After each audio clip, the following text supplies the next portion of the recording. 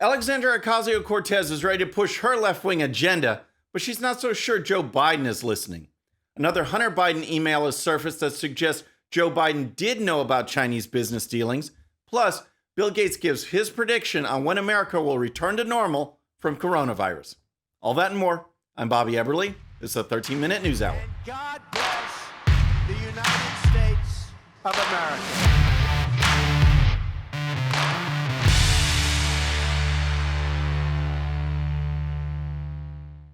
All right, friends, welcome to the show. Happy Monday. I hope you had a great weekend. If you're new to the show, thank you so much for tuning in.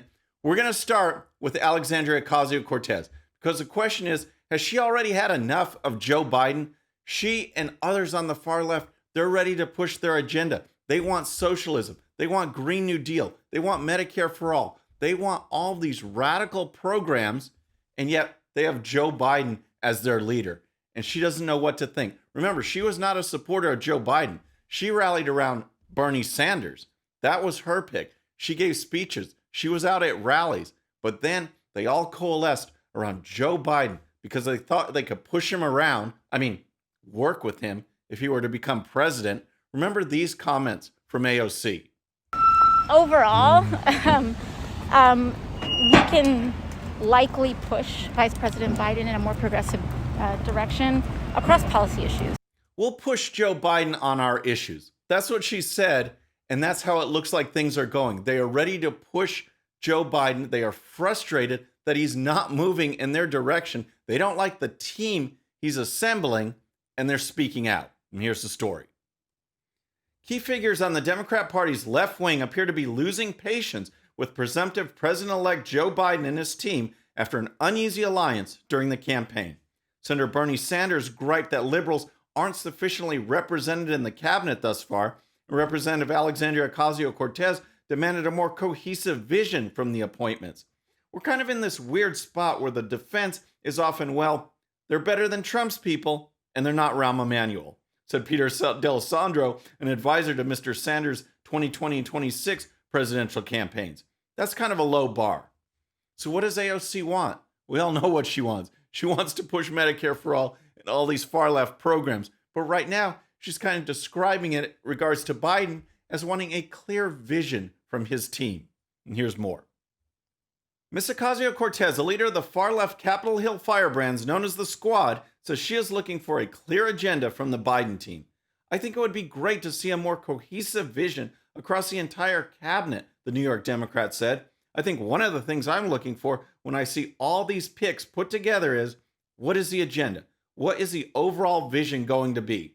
Well, too bad for AOC. They just rallied around their Democrat leader who has no vision. He probably can't even remember what day it is, and yet they expect a clear vision from him. He's putting Obama retreads in his presumptive cabinet, career bureaucrats, deep state swamp people. That's what he's putting in. But make no doubt about it, AOC definitely has a vision of what she wants to do. She was on Instagram Live this weekend, and here's just a sample. And leading the pack means Medicare for all. It means vision, dental, physical, and mental health care. All of that for free, right? That's what they say, but someone's got to pay. Someone's got to foot the bill. So how does Alexandria Ocasio-Cortez expect to pay for all of this? She has a plan, and here's her solution. Or, I don't know, tax the rich. Maybe we can tax the rich so that people who have helipads on their house or near their house can help chip in for Black school districts that are perpetually underfunded. Yep, just tax the rich. That will fix everything, right?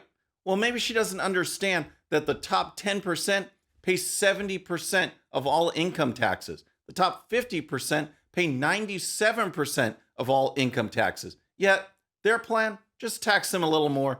Everything will be fine. Give me a break. All right, so next let's talk about Hunter Biden. But first, if you're new to the show or haven't subscribed yet, please subscribe. And when you do, please hit that bell so you'll be notified. We're making our push for 150,000 subscribers, and we can do it with your help. All right, let's talk about Hunter Biden. And why? Because now we can.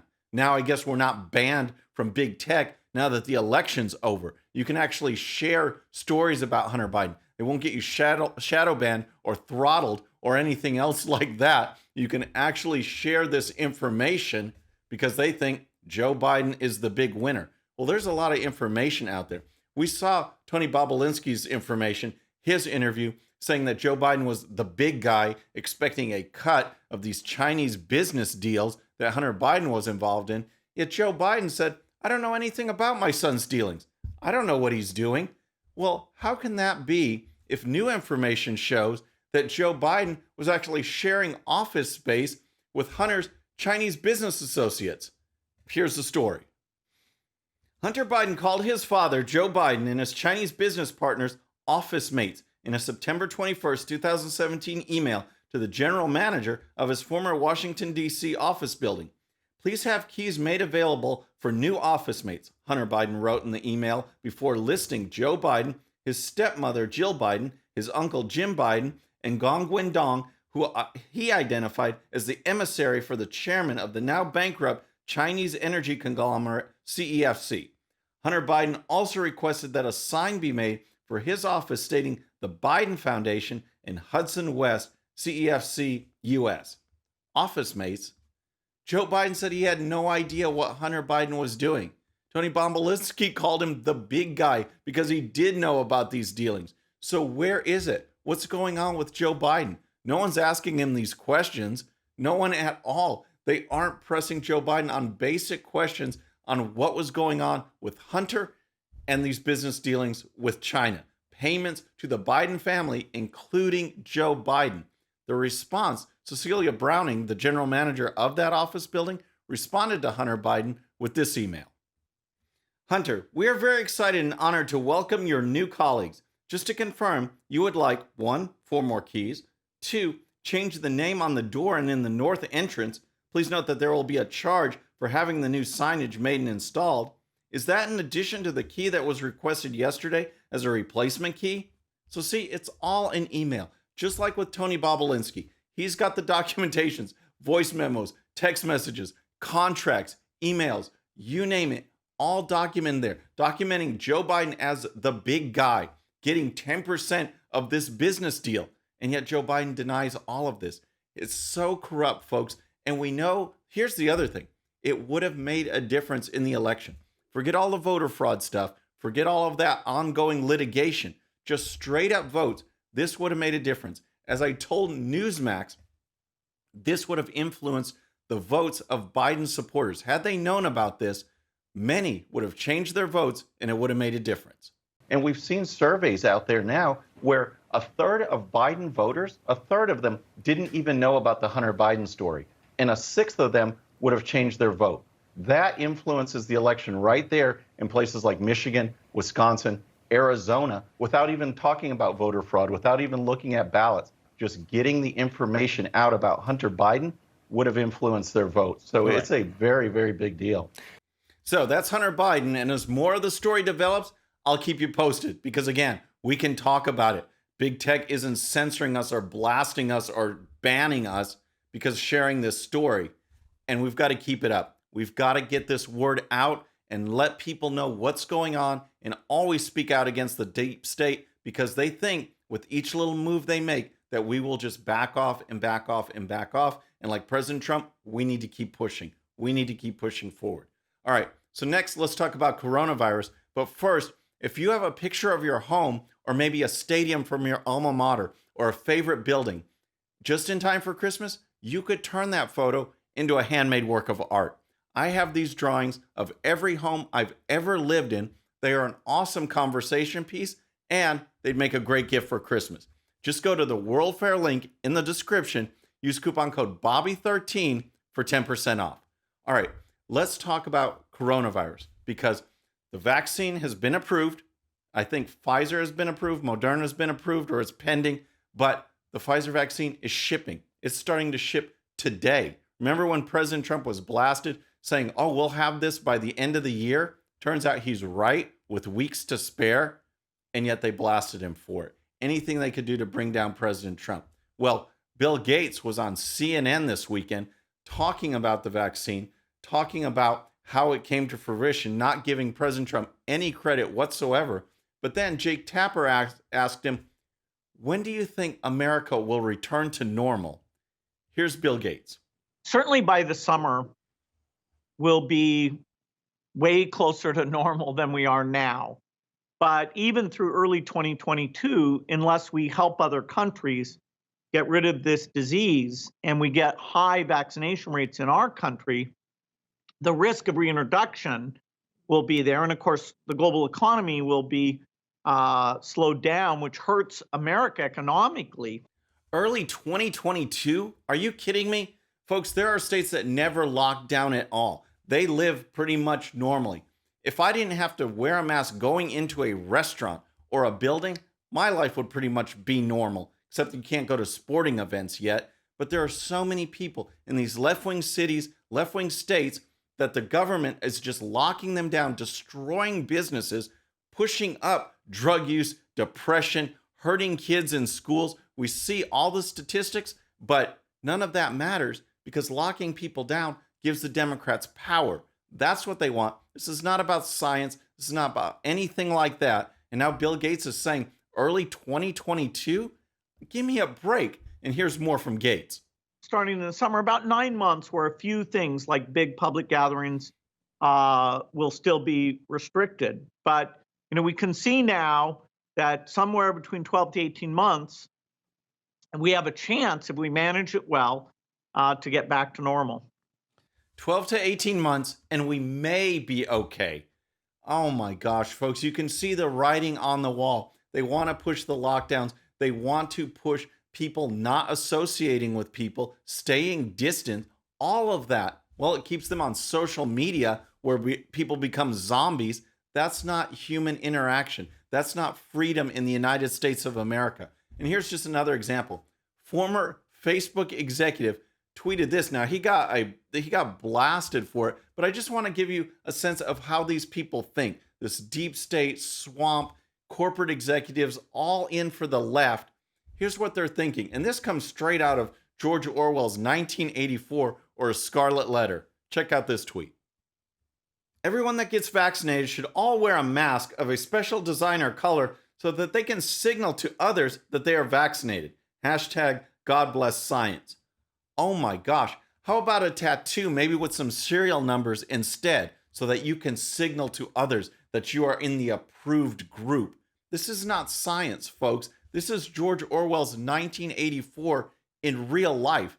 It is scary, and this is not how we conduct business in the freest country in the world. Let us inform our friends and neighbors and family. Let us educate them on the disease, the effects, the potential dangers. People weigh their risks, make their own decisions. That is how you do things in the United States of America. All right, so next, let's talk about what's going on in Cornell, because we have coronavirus, but don't forget, there's a thing called the flu.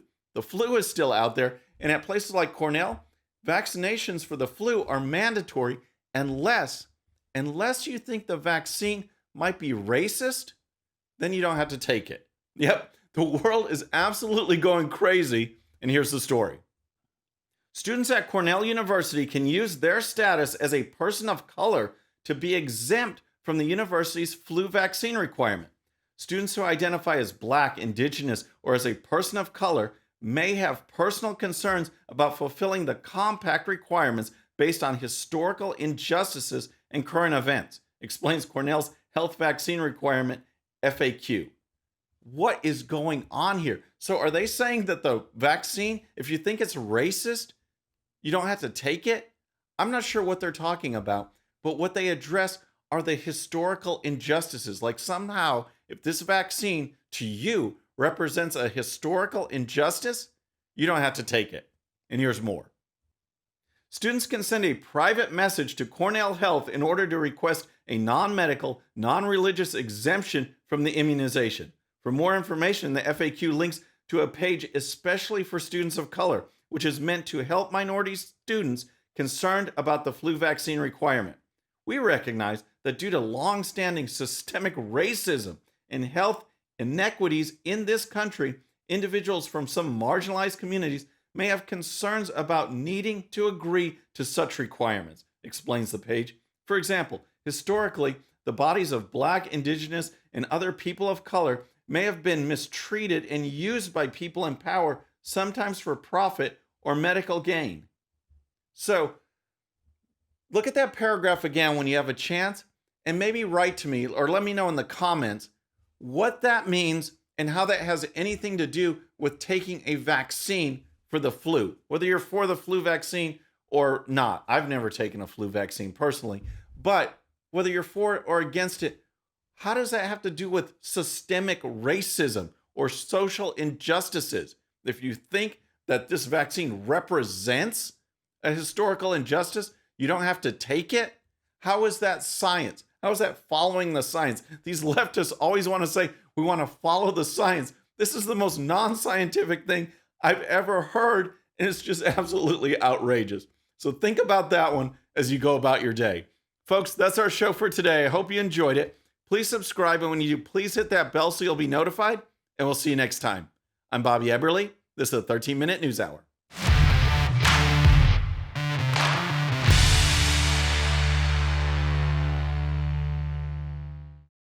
Okay, friends, thanks so much for watching. And before you go, please hit that subscribe button, hit that bell so you'll be notified.